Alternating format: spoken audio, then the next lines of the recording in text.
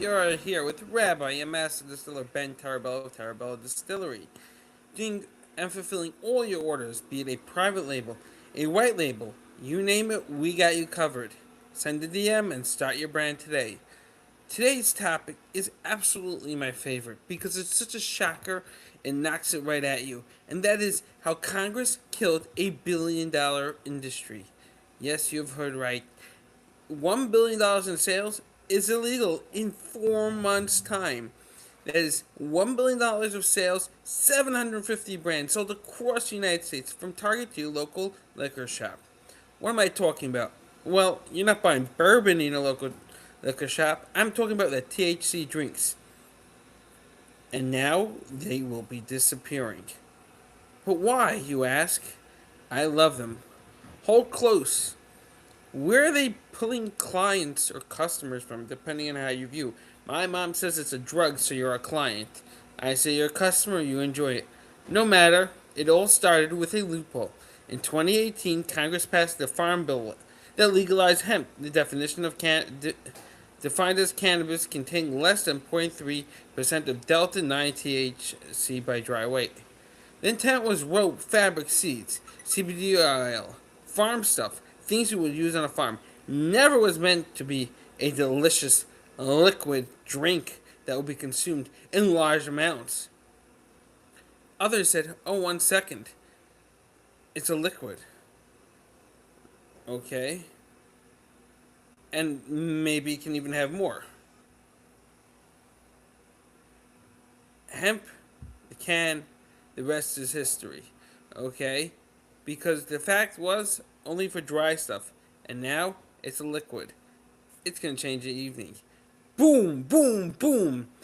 Manufacturers went up on the risk that they might be shut down on a loophole, making a $0 economy to a almost $4 billion in annual sales. That is in a span of 6 years, with 750 active brands, and the potential market estimated to be $15 billion. You're talking about wild numbers. And the scary part wasn't as government planned.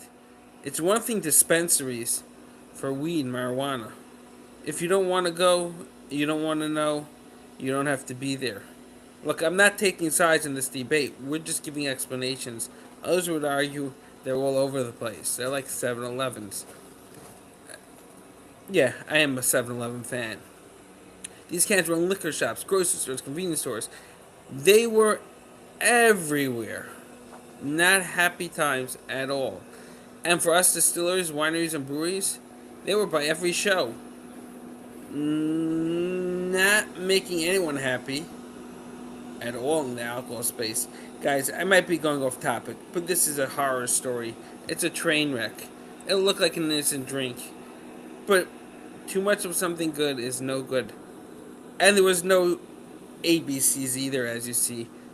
Everyone was working in cahoots to get you and your children hooked. Now, at the beginning, the alcohol space just looked the other way. Okay? Because what is there to do?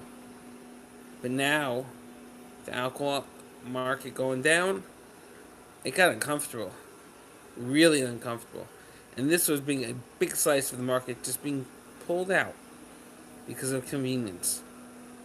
Not just to say because they had an unfair advantage in the ABCs, and not to say that means the manufacturer, distributor, retailer, but they were also playing up health benefits. Something that was really, really troubling the alcohol space because that crossed the red line. So what happened? You lobby.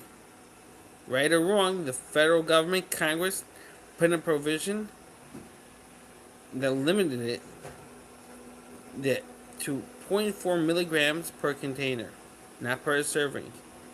Okay, so that is today 5 to 25 times that in a can. You can imagine the effect it will have now.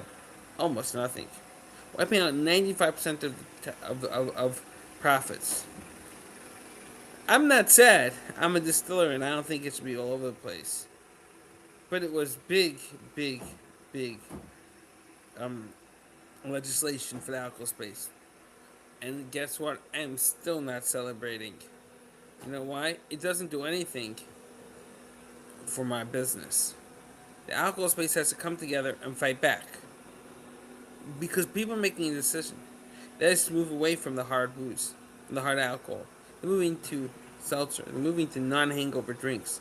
Okay? And on November 13th, they're not coming home. They'll look for something else. Maybe non-alcohol drinks. Maybe nothing. It's not what us in the craft need. We need our story told.